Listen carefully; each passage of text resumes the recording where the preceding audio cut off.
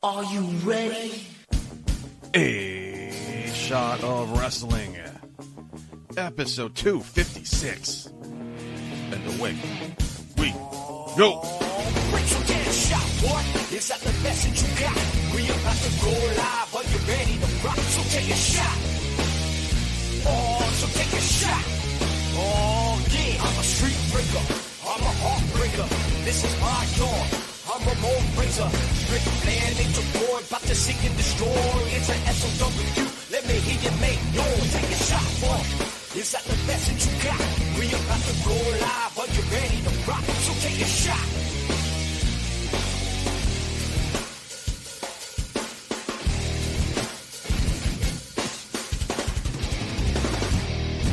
Hello, everybody, and welcome to episode 256 of A Shot of Wrestling. I am your host at Michael J. Putty, joined, as always, by Marc Chouen.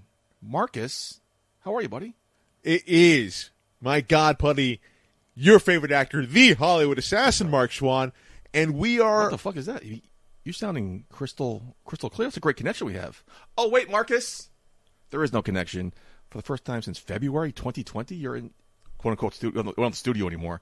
But face-to-face, buddy.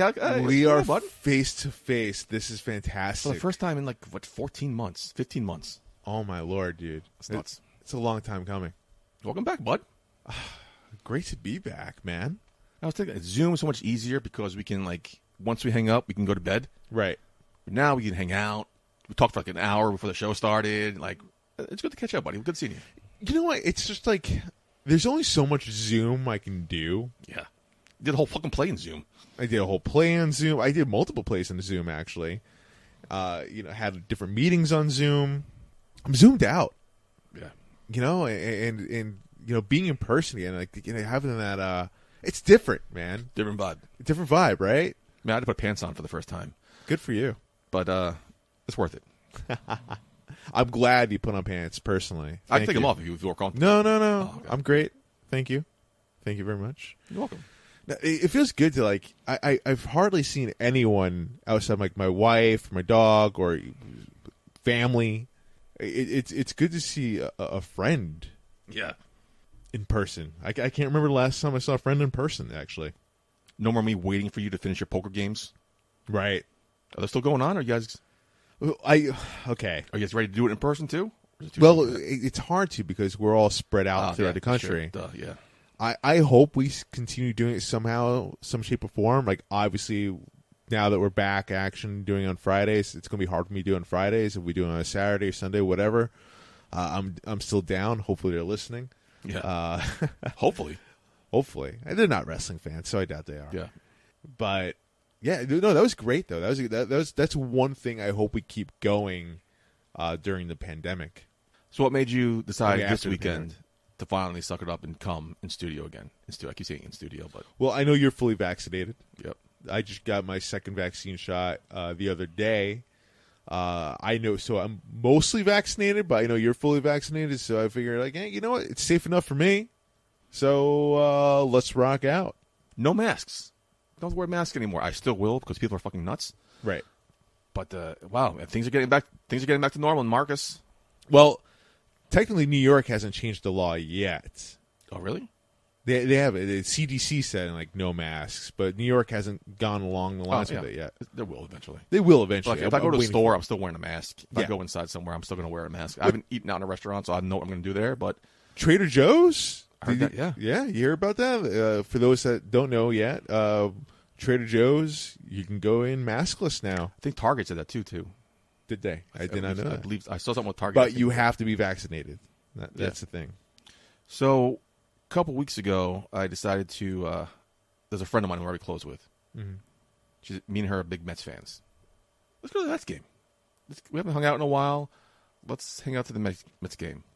Told a friend of mine about it. He wanted in on it. So he's like, let's go to the Met game X day in May. I'm like, yeah, all right, let's do this. A little nervous because my first time being a huge public. Right. So we're looking at tickets, and that's when I'm home watching the press conference from the governor and the Mets and Yankees president. Now they're going to segregate the stadium. So interesting. I actually did not know that. People who are vaccinated can sit together, I think, on the field level. and unvaccinated people have to sit like far apart. How did he monitor that, though? That's my question. How can I just go up and say, hey, yeah, I'm vaccinated? Do you have to? I guess you have to have your vaccine card in you at all times. That's what I'm wondering. Late night comedians are making a joke how the vaccine card is great, but they had to fuck us over by not making it small enough, put it in a wallet. But so when I just went for my second shot the other day, it sounds like they're going to go electronic very soon. So I went to a kidney doctor to find out what's going on with my kidneys, and they asked me if I got the vaccine yet. And before I answered, they go, "Oh wait, yeah, we see you did." Oh yeah, you told me about that. How the fuck do you know that already? So maybe there's something like there's some big database that our names are popping up on. They can check. Right. So there is going to be a database where they're going to be able to track that and everything. That's fine. That's fine by me. Oh my God, I hate people. Just fucking people have to argue about everything, Marcus. Oh, dude, my wife and I were talking about that earlier. It's just like everyone feels like they have a voice for shit that they don't know anything about. Like I can't believe I'm saying this because like. The company I have is called Local Media. We're all about social media for small businesses, but social media can be so toxic at times because of the fact that like you have these. I don't want to say uneducated, but there are a lot of uneducated people out there. Don't get me wrong, but there are people that are not experts in certain fields, like such as science. Yeah. Oh, everyone's an expert at science, Mark. But yet they just want to speak what they don't know. And I have a couple people who I am friends with on Facebook who are decided to take the route of blaming Joe Biden for this gas shortage. Oh, yeah, I've seen that. Like, how stupid do you people, how much hate do you guys have in your heart? The slightest thing, get to blame this guy. That's fault. One, prices go up normally in May, annually, because they're doing cleaning, they're servicing the tanks. And there's a fucking cyber attack. Yeah, exactly. Cyber attack. And you got these fucking jamokes who are fucking filling up plastic garbage bags of gasoline. Here they want to impeach Joe Biden? I've been saying that since Trump got impeached the first time. If the Democrat wins, the Republicans are going to impeach him as soon as possible. And with midterms coming up, if the Republicans take back the House, I told my friend the first thing they're going to do is impeach fucking Joe Biden. Hands down. Not even a question anymore. They want to impeach him because of his tweet about getting vaccinated or wearing a mask. Oh, that makes sense. Yeah. What charge is that going to be? He's a dictator. Hashtag Dictator Joe was trending for a while the other day. People are so fucking stupid. I am rubbing my face. I know we're not supposed to, but I'm vaccinated, so fuck that. It makes no sense, man. Like, and how, and this is crazy. I'll be real. I'll keep it real. You know, I'm still actually technically a registered Republican, but I feel like I cannot relate to a Republican today at all. Republicans, Democrats, independents, politicians in general are generalized as liars, cheats, dirty, right? So finally, you have one politician standing up for the truth. Liz Cheney? And she gets punished. Right. What the? I usually hate talking about politics, but man, it's just so ridiculous what's going on right now. This is not normal. And I'm like, okay, you guys want to break away, start your own party? That's probably the best thing Republicans can hope for. Get the fucking whack jobs. No, that's a Republican's worst nightmare. Form the Patriot Party and have the Republicans be normal. For any party, this is like your worst possible nightmare. You see like an actual civil war within. Well, as a Democrat, I'm fine with that.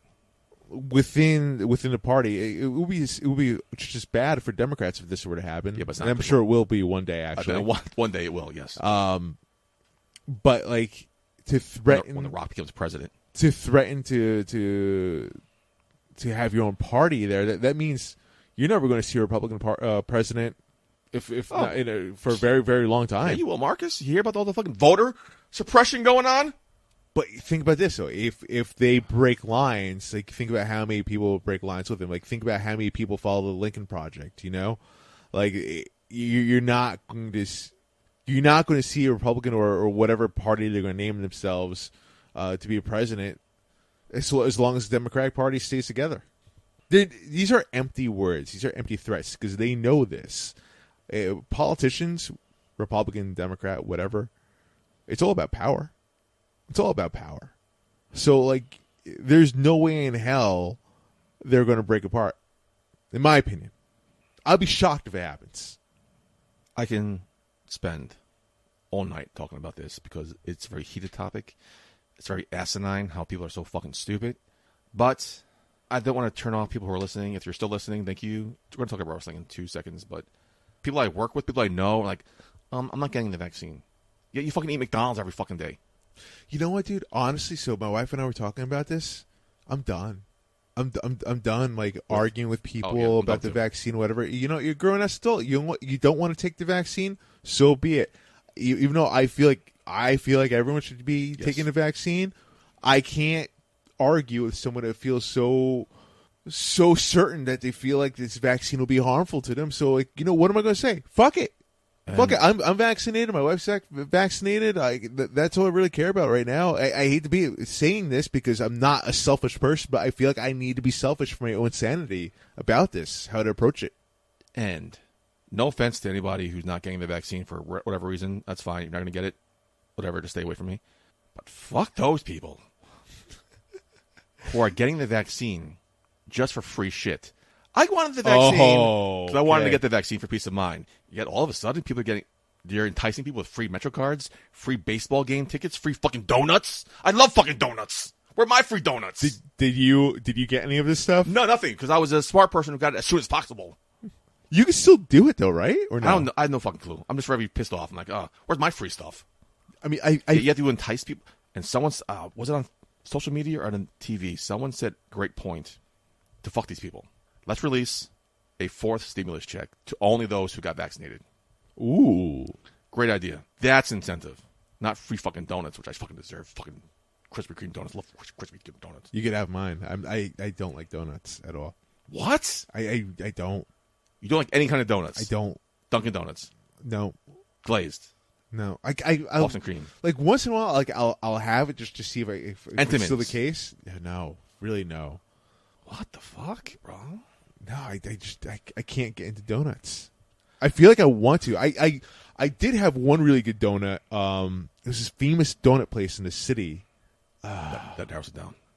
God damn it. Planet Donut? No. So with everything we just talked about, I need a couple of minutes to digest the fact that Mark doesn't like donuts. So we're going to take a break, and we will come back with the news.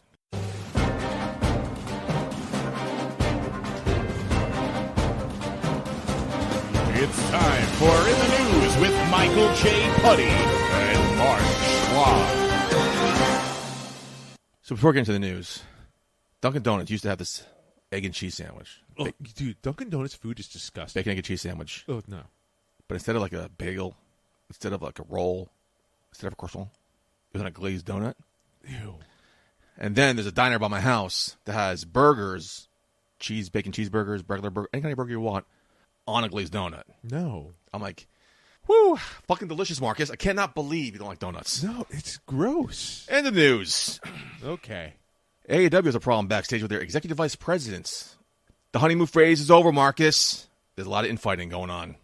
No specifics about what they're fighting about have been revealed, but some EVPs are said to have stopped talking to each other. Oh man, Marcus, this conflict has reported caused some major names to think about joining the promotion. Like, what's going on here, Marcus? We'll have to see how this situation plays out.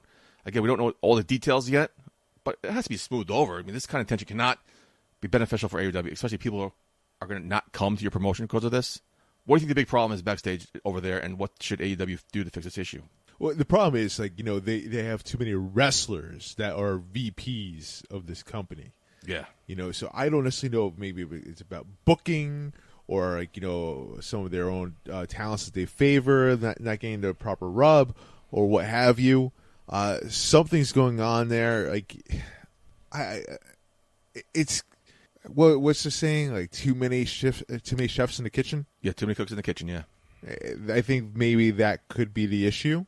But listen, you have to as a VP of a company, EVP, by the way. EVP, excuse me, as an EVP of a company, especially such as one as AEW that's on the rise, you have to check your ego at the door. You have to. And I really hope to God it's not necessarily about a performance issue or whatever as their own status as a performer. But like, I think the senior Khan, if you will, he needs to step in. If it's really that much of a problem, if it's going to affect business, if it's going to affect future signings for this company, and the fact it's even getting leaked out, that's a problem. And it could potentially cause conflict for future signees, big name signees. Apparently, it's like, I don't want to deal with this. I'm not going to sign with you guys. It's too early for this company to be going through something like this. But from what I know about big companies, maybe you know more about this. Is like big companies have a bunch of EVPs, Right? but each EVP has a different responsibility. Right. So, like, what are the Young Bucks' responsibilities? What's Kenny Omega's responsibility? What's Cody Rhodes' responsibility? Like, why they shouldn't be butting heads if they have a different responsibility? No, It could come down to the fact of we don't necessarily know what their roles are. By the way, no, we don't. We don't. I'm saying a company. But I know each one does usually have a. They usually do. You're right.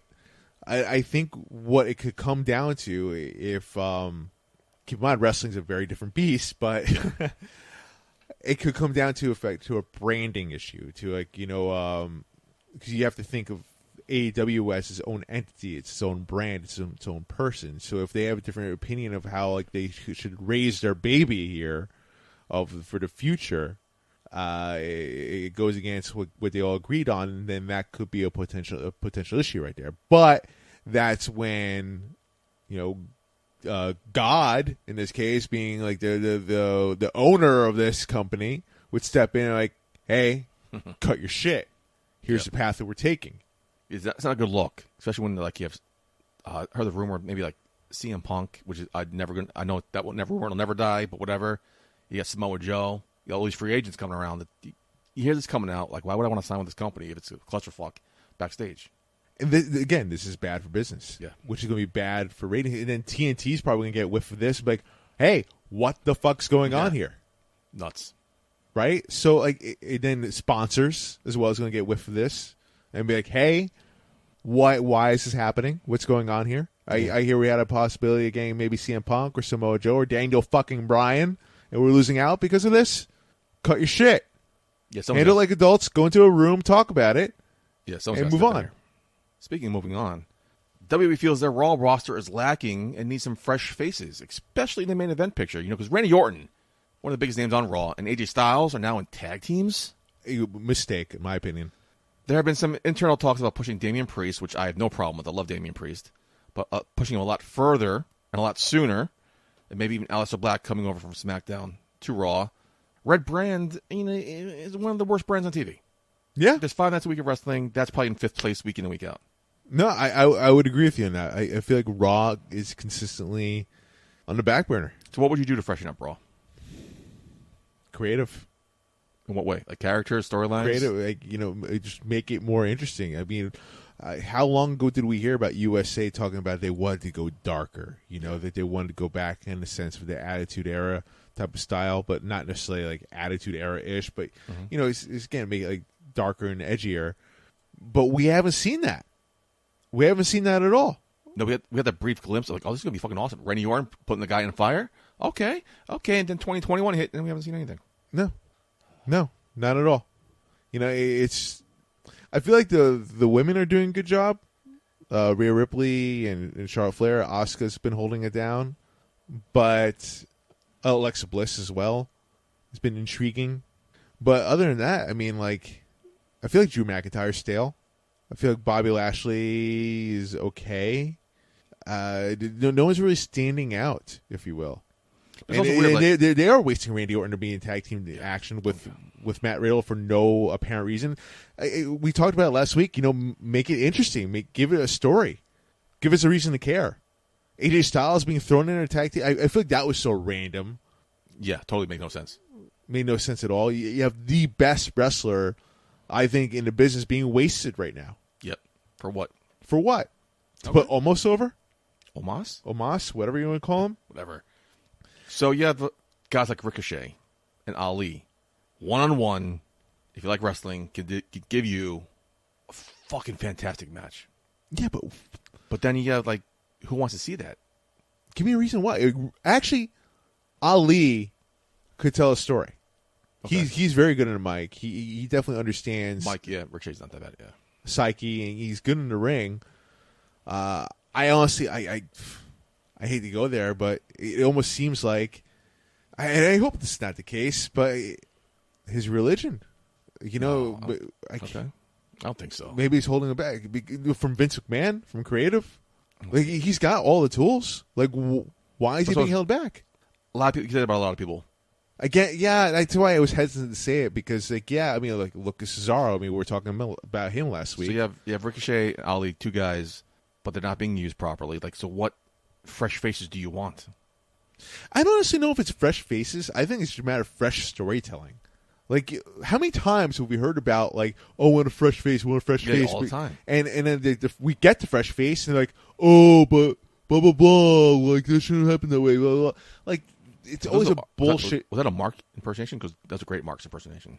Yeah. I hear that all the time. That's how I sound when I read these Twitter feeds. Yeah. No, that's exactly what it is. Like, they bitch and moan when they fucking get what they want. And can we get Keith Lee back, please? Something's going on with that. Oh, man. Something's up there. You see those little those little teasers he's doing on Twitter? I don't know what's going on, but Hope it's nothing serious. Hopefully everything's okay. You see about Bray Wyatt too? I did hear about that. There's not enough information for me to oh, okay, but because now I hear something's mental issues, but then I hear other things he's fine. It's like, but what about the posts he put up? I don't know, man. I just hope he's okay. I hope all of them are okay. Right? Here's the thing. You're coming out of 2020. A lot of us are fucked up, and hope these guys, because these guys had to perform. Yeah, hope they're okay. You want to talk about these marks that I was just imitating before? Yeah, we'll talk about marks. Okay, so here we go. Like, you're a fucking keyboard warrior. Oh wait, Mark's been drinking, so let's. He had a Terramana tequila shot. This is gonna be exciting. You're a fucking wuss. You would never have the balls say this to a fucking 270-pounder who's fucking 6'4" to their fucking face. Nope. You would never have the balls to do that. You tell him, Mark. But you forget these are human fucking beings. And I'm not even just talking about wrestlers. I'm talking about all public figures, celebrities, and whatnot. These are human fucking beings. They're going through fucking shit just like you. But yet, they're restricted more than you are because if they were to say something back, they'll lose their fucking job because they'll be canceled. Yep. It's a fucking sick world we live in. And mind you, and I am in entertainment. A lot of entertainers, we have mental health issues. We have problems. That's part of the reason why we're in entertainment, because it's an escape for us. Keyboard I feel warrior. bad for Bray Wyatt. I feel bad for a lot of people. Paige was another one. Yeah. We lost a very young girl last year in professional wrestling who had a huge future because she was cyberbullied. Yep. Because of you fuckers. Mm-hmm. We've been victims of that ourselves. Yeah. Some people were attacking us personally online. No, I know. I know. Warriors in their mom's basements. Choose your words wisely. Yes, I mean, you could be unhappy with something. You can give constructive criticism. That's fine. But to berate, to insult, to just harass. Look at Sonya Deville. Yep. Fucking crazy, man. These are human beings. This is the Mark I want, buddy. Welcome back. Thank you. You did find your smile 2 weeks ago.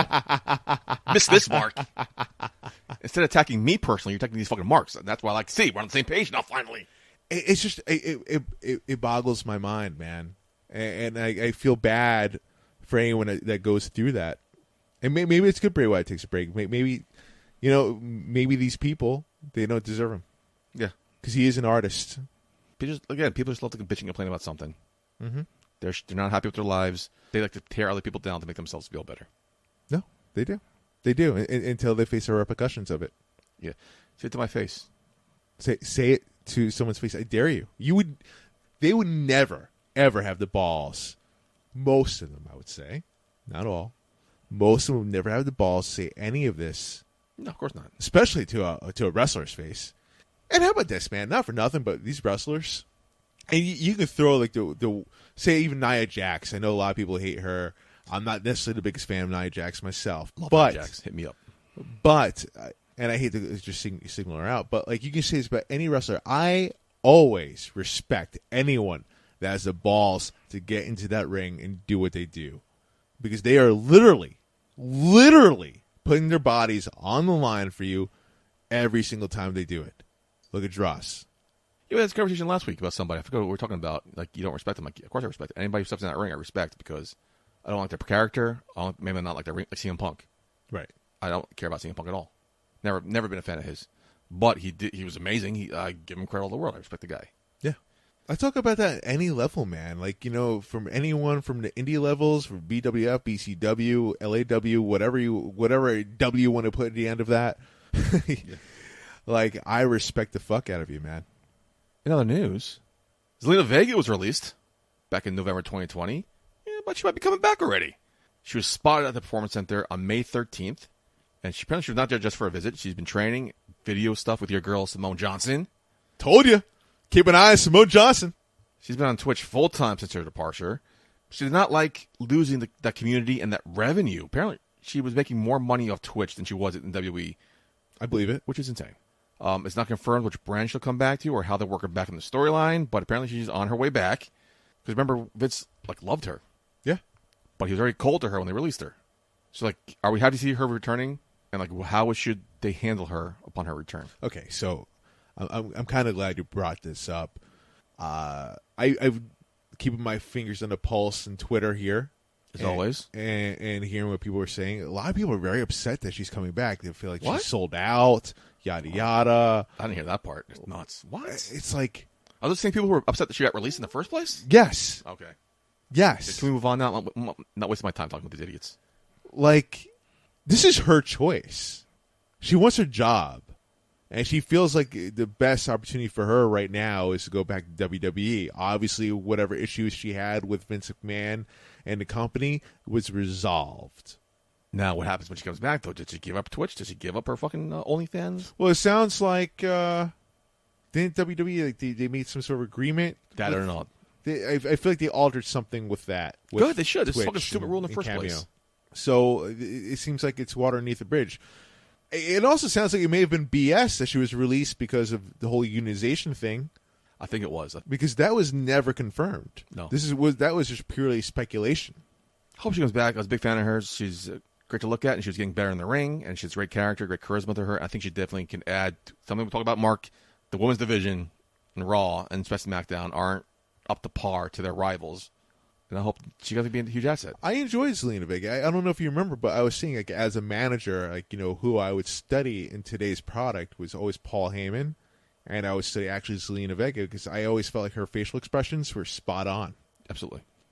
So it added another layer to what was going on in the match, what was going on inside the ring. So Zelina Vega is a very good talent. What she does next in WWE, I don't know. I don't necessarily think it sounds like it would be a possibility that she actually joins with her husband, Aleister Black. I wouldn't mind that, yeah. There's rumors of that happening, or maybe she does something with Simone Johnson. I don't know. Marcus, any people listening to the show know, in the news on a high note, unfortunately, we are recording the show Friday, May 14th. Right before Marcus got here, news broke about the unfortunate passing of New Jack. New Jack passed away following a heart attack in North Carolina at the age of 58 years old. He was very controversial. Very. He's known for his hardcore style, big name over there in ECW. Fans all over the world are mourning his loss and his unique character. He never made it big in WWE. And he never wanted to either, from what I heard. Right. He blazed his own path that people are still walking to this day. Later in life, he's known for his cameos, where he would often threaten fans with weapons in a hilarious fashion. He was also the feature of Dark Side of the Ring, Season 2, Episode 3, where they devoted the entire episode to him, so maybe you want to check that out. I think it's on YouTube, I believe, or on demand. Many pro wrestlers are offering their tributes. Impact Wrestling was the first one that I saw online, the heartfelt tribute. Mia Yim, Drake Maverick, many others are sharing out their heartfelt tributes to him, and many more will come out during this weekend, because, again, this news is just breaking here. But one of my favorites, one of the ones that hit me the hardest, was from James Storm. Said, and I quote, "Just landed in Baltimore and heard the news of New Jack. I just seen him in the airport last Sunday walking with his face mask that said New Jack on it. And he stopped and we chatted for 45 minutes. Never take a day for granted." Well said. Cheers to that. So our thoughts and prayers are with New Jack and his family, his friends. I was never a big New Jack fan, so I don't know. I can't offer too much to this conversation. I don't know much about him. From what I heard, it was all negative stuff, unfortunately. But in his in-ring prowess, people are saying he was just phenomenal and fun to watch. Yeah, we've definitely heard a lot of stories about him, just from some of our own, from the Sujin Squad. Yeah. They were talking about him, some memories they had. Listen, good, bad, ugly, and different. Like, the man had his own legacy, he created his own way. You got to respect him for that. He didn't follow by anyone else's rules. He followed by his, and some way he was respected for that. Yep. So, cheers to him and to his legacy. Rest in peace. On that note, let's get into some TV takedown. It's time for this week's TV Takedown. All right, Marcus, let's get into some TV this week. What you got for me? So I'm going to go with AEW, bro. Okay. That Britt Baker interview. Okay. Dude, so they talked about on the Busted Open radio on how they feel like she is not just the face of the women's division, but the face of the company. I think they're onto something, man. Hate to cut you off, though. We said that months ago. So I think we're onto something. Fair enough, man. I agree with you. She's just natural. And they're right. They're breaking it down how she was like, how she utilizes her facial expressions when she looks into the camera. She feels like she's staring through the camera, like she's talking. She's speaking with that intensity, with that fire. Mm-hmm. You get the sense that she really believes in what she's saying here, which is great. And I'm getting the sense, man, that like this is her time. It's now. She has to win. She has to win. She has to win the AEW Women's Championship. Again, she is the it factor. She has it all right now, and she's getting better and better and better every time she's on TV. It's fucking crazy. I want to ask you this though: is Britt Baker not just the best in AEW, but is she the best woman in the game today? Number one, no, but she's definitely up there. Who would you give it to? If not Britt Baker, like who would you give it to? In what sense? Like category? Overall? Overall, like that it factor all around. Give me 3 more months. Give me 3 more months. I'll take Raquel Gonzalez. But right now, I mean, you tell me, Marcus, is she better than Charlotte Flair? Right now? Yeah. At this moment? Yeah. It's close. It's very, very close. I might have to give a slight edge. Oh, that's the first name that popped in my head. I might have to give. You're always defending Charlotte Flair, and I got the bunch of chops about it because Charlotte Flair is kind of being rammed down my fucking throat. So here's the thing, but it's deserving. She's probably the best in the business right now. But then I can't argue. Britt Baker is, again, not only the face of the women's division, the face of that company. I would have to get, like, if I'm going to relate this to another sport, I'm going to relate this kind of like to football right now. It kind of, if you were to put Britt Baker against Charlotte Flair right now in this type of matchup, I would relate it to the Giants against the Patriots when the Patriots were undefeated in the Super Bowl. Charlotte Flair is the Patriots in this case scenario. Mm-hmm. You know, like, that's fair enough. The franchise player, the pedigree, like, you know, the obvious favorite right there. But Britt Baker is going off a lot of momentum. A lot of momentum. It's going from, like, AEW, obviously not as big as WWE at this point. But I feel like Britt Baker, off momentum alone, as of today, we're talking about, right? Yeah. I think Britt Baker might edge out Charlotte Flair as number one in my book.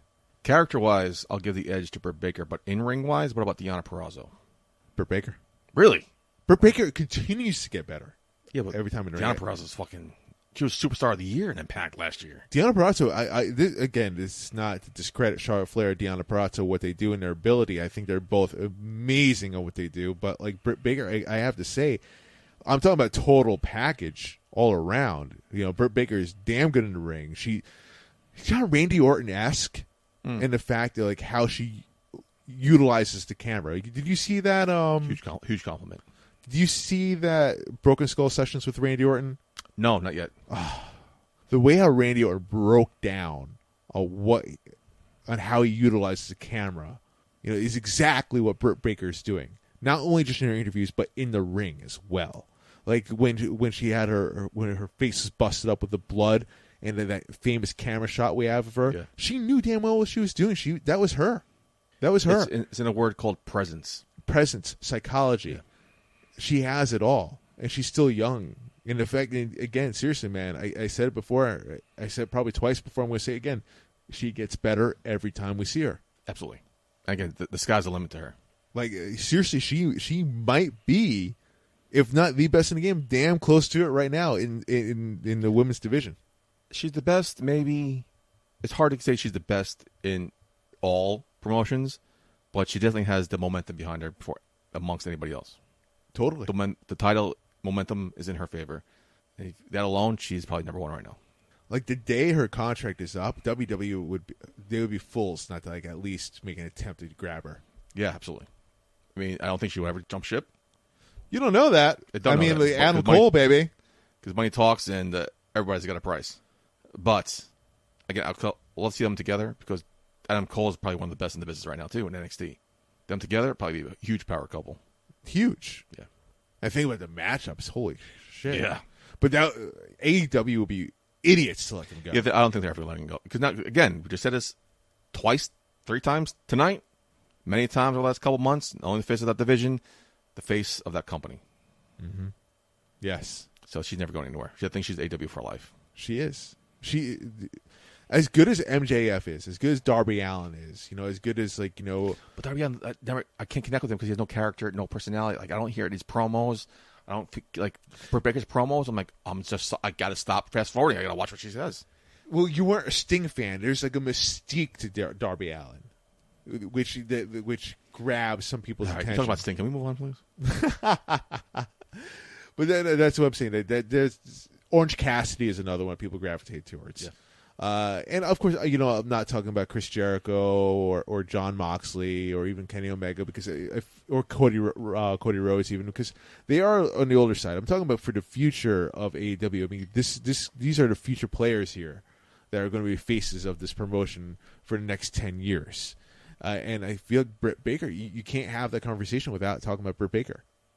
Speaking of future faces, Marcus, one of my favorite shows to do of the year, as we all know, make no secret about it, is the annual year-end awards, as it's known in the business, the Putties. Well, into 2020, one of my favorite awards to give is the one to watch in the Indies.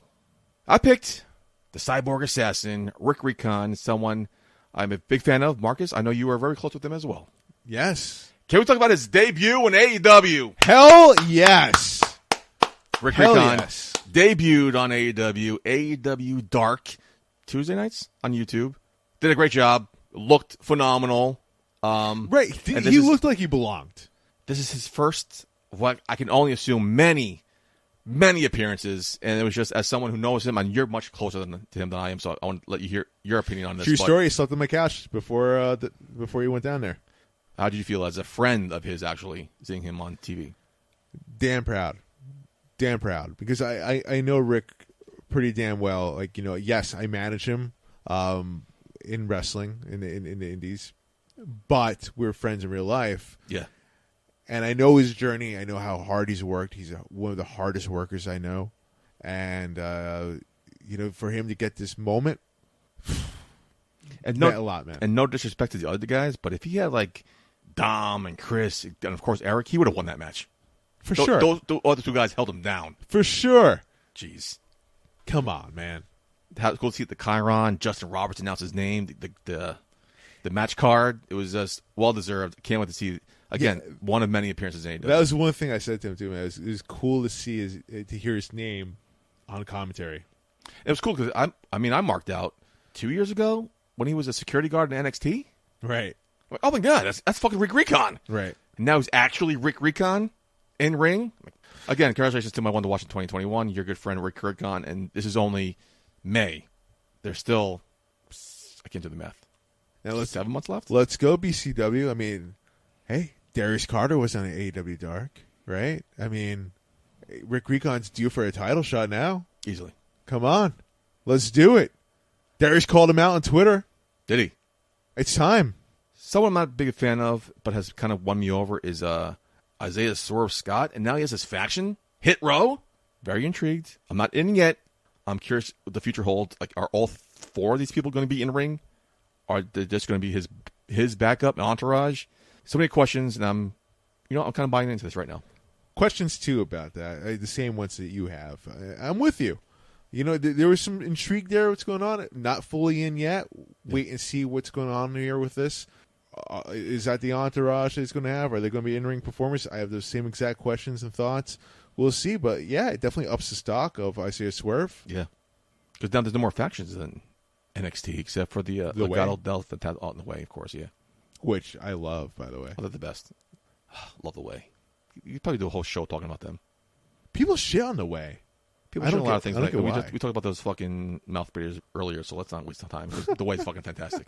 They steal the show week in and week out. They really do, man. You know who else steals the show week in and week out?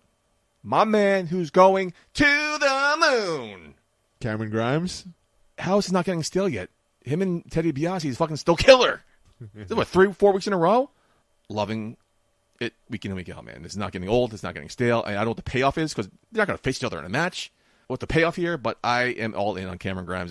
Speaking of NXT, I got to talk about Pete Dunne versus Leon Ruff. Okay. I'll talk about NXT all night, so please go ahead. Pete Dunne is so fucking good. He's so damn good.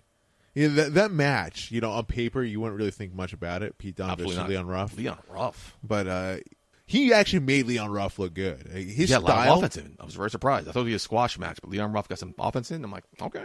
But that was essentially still the Pete Dunne show, though. Oh, absolutely, hands down. Because it was, how Ric Flair always talks about, making the opponent look good. I feel like Pete Dunne had that same approach into this match. His style just meshes so well with pretty much anyone else's. It feels legit whenever he does a move, And I can't help but think, man, like this guy, Pete Dunne, he definitely has to get a championship opportunity very, very soon. The Bruiserweight, yeah. He teases it quite a bit, like a match between Pete Dunne and Killer Cross. Woo! And we talk about a lot on the show, and in general, people have thick, heavy accents. It kind of hurts them. Mm-hmm. But I can listen to them talk all day, right? I dare you, like that brogue he has. I'm like, this guy is not. This accent doesn't hurt him. I think in this case, it helps him a lot. It helps him. Yeah, it helps him. What do you think? You think he's going to be NXT champion soon?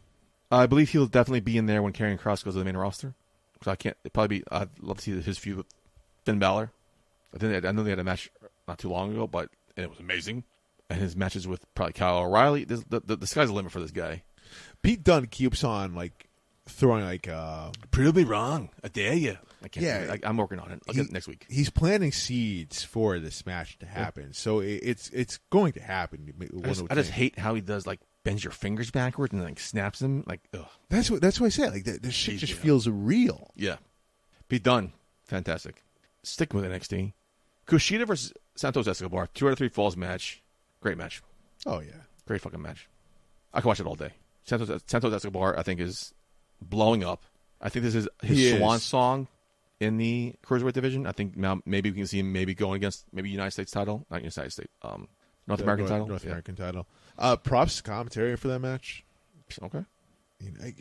We talked about the week before about that trio of Todd Phillips, Vic Joseph, Wade Barrett, and Beth Phoenix. Yes, not Todd Phillips. Yeah, Vic Joseph, Wade Barrett, and Beth Phoenix. We talked about before.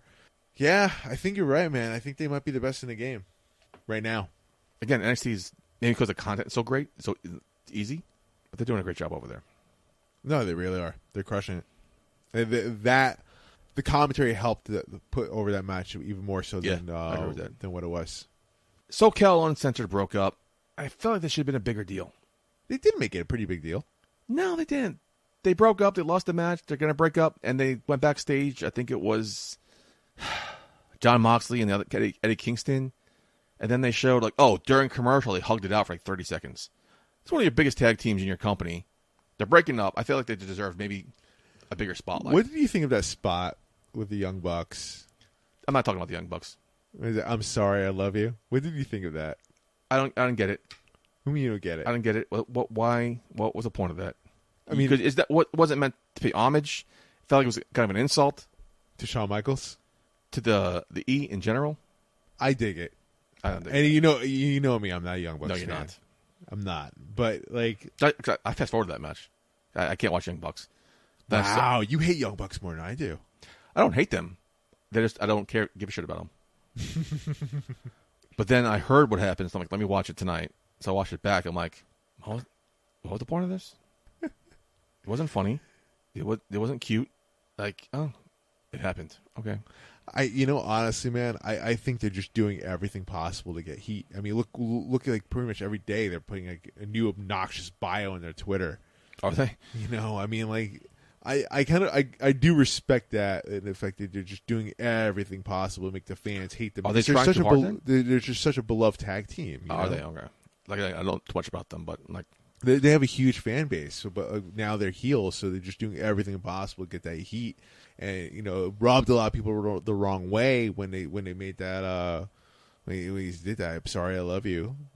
it didn't rub me the wrong way. It's just like, what was the point? I think it's just heat, just to do whatever possible to get heat. I guess so. It worked because people were talking about it. It does, yeah. I mean, exactly. People are talking about it, so it's obviously working. AEW says, correct me if I'm mistaken, is not trying to compete with WWE. They're doing their own thing. Is that right? I mean, this is the narrative that's being played, but I don't think anyone really believes it. So isn't it strange? Like not only did they copy something from WWE, they copied one of the most iconic moments of the Attitude Era. That's an EVP too that did it, right? With the beer bath. Oh, I thought you talking. Okay, yeah. This is kind of a lightning rod on Twitter too, and like I'm not sure where I land on this argument. It just seems like why would you copy one of the most fit? Because this is going to be draw comparisons, and this does not compare to the Stone Cold incident. No, it fell flat. Honestly, in my opinion, right? I don't want to say that because I wanted to like it more than it was. I think part of me too was just it's an exact replica. Yeah, I mean there was that, but also the fact that like. Why are we getting a rematch, man? Like, blood and guts. I mean, a match like that should end the rivalry. Yeah. That should be it. Time to move on. If that doesn't, Stampede should, but I'm assuming the Inner Circle is going to win that. So what's the third match going to be? Cut my head off match? I don't know. Like, it's just you can't top a match like that. No, well you can because that match wasn't that great. But storyline wise, it fit perfectly. Nice bow, boom, take care, comb your hair. Right, that should be it. Stampede match? I don't know. No, I did not watch the first Stadium Stampede match. You didn't? No. I heard mixed reviews about it. I feel like it was overrated, honestly. I heard that a lot, too. I heard this one might be pre-taped in a way to make it better. So was the last one. But I felt like the rivalry between these guys is just, the promos are awesome. But Chris Jericho's hurt. Like, how's he going to wrestle in 2 weeks? Is he real hurt, or is it kayfabe? I heard it was real hurt. He's got 4 to 6 weeks. Wow. Was it dislocated elbow or shoulder? Not too sure. Moral of this segment, take away anything. Make sure you know Rick Recon's name. You're going to hear it in the future. Goddamn right. A star was born this week. And again, my one to watch in 2021. You're a one to watch in 2020, which kind of fucked you over with whatever happened. Right. I'm happy he's getting his due. And again, congratulations to Rick I mean, Recon. not for nothing. I could easily sit here and say Rick Recon's my one to watch every single year, but I didn't want to go that route. Again, it's against the rules. You got to change that up. Got to change it up. I mean, I want to watch Vicious Vicky's tearing it up as well. So I definitely think she's next in line. Yeah, right. I'm assuming in a couple months' time, right? Maybe in the fall, we'll have the same conversation about Vicious Vicky. Exactly. Oh man, listen, New York Indies is hot. Yep. Right. And it's only coming back. It's starting to come back, man. Darius Carter's doing his thing, tearing it up. Surprised he hasn't been on TV somewhere yet. Yeah, I'm surprised about that too. But anyway. Rick Recon, congratulations. So let's get in some go-home thoughts. Marcus, first time in the studio in like 15 months. What do you got for me? Well, tell Mark. Hollywood's Corner's back. I did an interview with Super Nitro, and we talked about, he's got an upcoming match with Austin Aries. So we talked about yeah, right. Tag team action. We're talking about the controversy going into that. We talked about cancel culture, and you know what? Wanted a little bit know more about Super Nitro, actually. So we opened up to get a little bit of insight as to who the hell Super Nitro is, because we know he's damn good in the ring, but didn't necessarily know, who he is as a person. So for those that want to know, that's been following BWF and the other promotions that Super Nitro's been on, here's your chance. I played a lot of racing games growing up, and Nitro's fucking awesome. Right. Then he's like Super Nitro? That's fucking awesome. So, yeah, that'll be on YouTube this Tuesday, 9 a.m. Eastern Time. Shadow Wrestling on YouTube. Can't wait. Marcus, before the show started, you talking about The Masked Singer, and you talking about your parents, your mother? Big fan of The Masked Singer and how I dominate the show. Again, it's a frequent topic here. Like, it's a stupid show. One of the stupid shows in the world. I mean, there's no denying. They don't even fucking try to hide the fact that it's a stupid-ass show. But I found out it's one of my secret talents. I have a good ear for voices. I dominate this show. This season, I fucking killed it. There's like 4 or 5 people left. I know who they all are, so it's a waste of my time. But now your mother's involved in it. Am I going to regret telling you this now? No, of course not.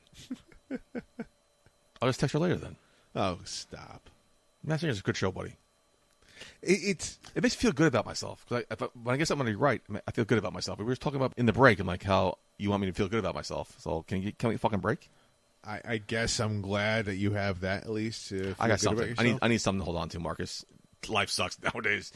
If I can pick fucking Hanson on Masked Singer, I'm gonna be fucking cool. I mean, for the last 2 weeks, you keep on giving me shit like about me not giving enough love to the podcast. You're not. Oh yeah, proud. you're fucking horrible. You're not proud to have a long running podcast, 256 episodes going strong. Damn right. Absolutely. You're not happy about that? To get opportunities doing commentary for indie wrestling promotions.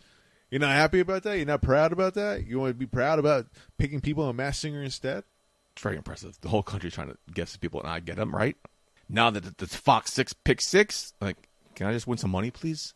So everything else I just said means nothing then. What did you say? Right. Well, for everyone back home, I am your favorite actor, the Hollywood assassin, Marc Chouen. You can find me at yourfavoriteactor.com. Putty, your turn. The Big Bear danced, right? On YouTube? Is that still a thing? It's called The Little Dog Laughed, and what day is it today? Nope. It is over. Really? Is it limited run? Limited run, yep. Now, it's online play. Online play. So why was it, like, why couldn't you just leave it up there? Is it does something about servers or pricing? Like, why couldn't you just... Servers, pricing, all that, yeah. So it had to be a limited run. But it was good. You know, I'm happy with how it came out. It was definitely a good challenge for me as an actor, a different type of role for me.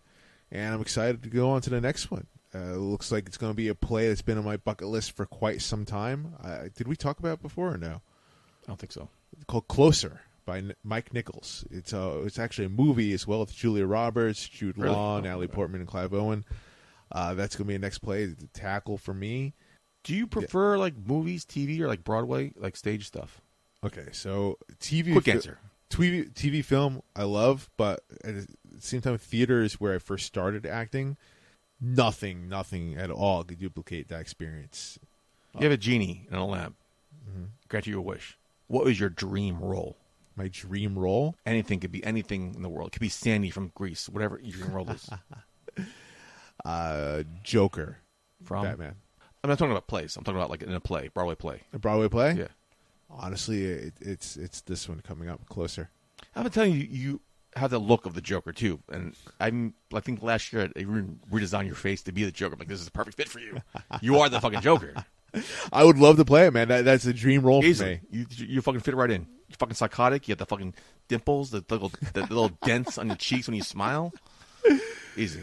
Lay it on. Actually, you know what? I have to rework my answer for you in that one. As much as it is for Closer, I know this is a role I'll never be able to do because I can't sing. But I would love to play. Oh my God, Javert and Les Miserables. Okay. But I can't sing, so that's a pipe dream. Can you not sing? Can you learn how to sing? I'm a karaoke champion. I can teach you. I'm tone deaf. Oh, that sucks. Like I went for singing lessons before. They gave me my money back saying you're tone deaf. Wow, that sucks. Like I'm like that bad. Wow, that's awkward. It's very awkward. So yeah, pipe dream of mine, Les Miserables to be in. That would be awesome, but it'll never happen. So Closer it is. Okay. So I'm stoked for that. So we're going to start off doing it on Zoom, and then we're going to do a live reading of it, like in front of people, like in theater, and then the hopes to actually put it on as a show. Cool. Good luck. Thank you, man. I'm white. You are very white. So for the past 24 and a half years, I've been listening to Elvis Duran. Love Elvis. Oh, do you? Okay, because yeah. you're white too. Huge fan. And he's been the soundtrack of my life for the last 24 years. And this weekend, he's celebrating his 25th anniversary on the air here in New York. This past week, he was on Law & Order SVU. Stop. Was he really? Yes. Good for him. Apparently, it's been a dream of his recently. He played a dead body in the morgue. He was killed by a bunch of strippers, and I watched that episode. I don't watch SVU too often, so I watched this one. And it was very interesting. Oh my God, that's great. Something growing up, I had I was privileged for a brief amount of time to give my parents annually Broadway tickets to go see shows and stuff like that. And when one of them couldn't make it, they would take me with them. And something my mother always told me was, read the playbill. you'll always see every actor byline Law and Order. True. Just randomly, quickly, because we're running out of time here. Question, like, is being a dead body, you don't get credit for it as an actor. Like, is that something you strive? Is that a foot in the door? You can get credit. Depends. Like, I did play a dead body, actually. Did you? Yeah. Law and Order? Actually, it was Unforgettable? John Oliver's show. John Oliver, Last Week Tonight? Yeah. I watched every episode of that show. Yeah. Okay, I got to go back and check it out. What season? What episode? Let me go with HBO Max of this God, show. I don't have it on me in front of me. Right, it was He knows. He's being humble. It was a couple seasons back. I actually, a friend that I'm still friends with today. I met her in that show. She was she was my wife in the show. Is she hot? I mean, I'm married, dude. So yeah, but I'm not. Is she single? Is she married? You know? She's single. Okay, well, She's a comedian. She was in the Dictator with Sacha Baron Cohen. She's awesome. Okay, I guess you don't think about me when you think about a single woman. I guess you want me to be alone and miserable for the rest of my life. She just wrote a book. Jenny Saldana. What's up? At Marc Chouen slams my DMs. She's hilarious. I love her. So am I. Right, No, Mark? she's funnier than you. I mean, she gets paid to do that. Oh, that's a huge deal. Like you're like you make me giggle. How can I be a dead body? Can I be a dead body? I'm not an actor. Is that something actors do? Can I just like request to be a dead body on a TV show? It's actually hard to be a dead body. Is it? Yeah. I know it's hard to be like you gotta stop breathing. Mm-hmm. But like, how do you get to be a dead body? Like, is that something they search actors for? Do they pick randoms actively? Randomly? I mean, they picked me randomly for that, but like, so if you hear about a dead body, can you just hook me up? I mean, sure. You don't need to be like SAG credentials. You don't talk. You don't do anything. You're just laying there. I mean, that was a SAG thing. Yeah, but I'm saying, but you don't. There's no talking. There's no acting. You're just laying there. How can that be like a SAG union thing? I mean, I'm not in charge of that part of it, but I have acting questions. You're my actor friend. You're supposed to answer my questions, but you have nothing for me here. So let's have the show up. Here's the thing. I mean, like it does require. It's harder than you think it is to be a dead body. No, it's not. It is. You just lay there, hold your breath. Which is really hard because I know that's very hard. You have to like know the camera angle, how long it's on you, yada yada. That I get. I do not doubt that. It's not easy, but it's not hard. All you gotta do is hold your breath until they say cut. Well, let's do it right now. I want to see how well you do. Okay, I would love to do that right now, but it's horrible. I've actually gotten a lot of compliments for how well I play a dead body. Well, you do it. We got on the show. Oh, okay. So for Marcus Chouen, Marcus, welcome back into quote unquote studio. Not a studio anymore; it's my apartment now, but it's our new studio. Here we are. Good time, buddy. It's been fun. Huge difference on Zoom. Huge difference, right? Welcome back, buddy. It's good to see you live, man. Hopefully, we can come back next week. Make this a regular thing again. Hell yes. So for Marcus, I've been your host at Marc Chouen. Until next week, with Marcus in studio. Hell yes, I'm back. I'm back, baby. Putty, yep. Hey, baby, I hear the bell ringing, hip tosses and body slams. Oh, my. And maybe you seem a bit confused. Yeah, baby, but I got you pinned. Ha, ha, ha, ha. But I don't know what to do when I see them with that golden case. They're cashing it in. Authority all in my face. What is a man to do? Good night, everybody.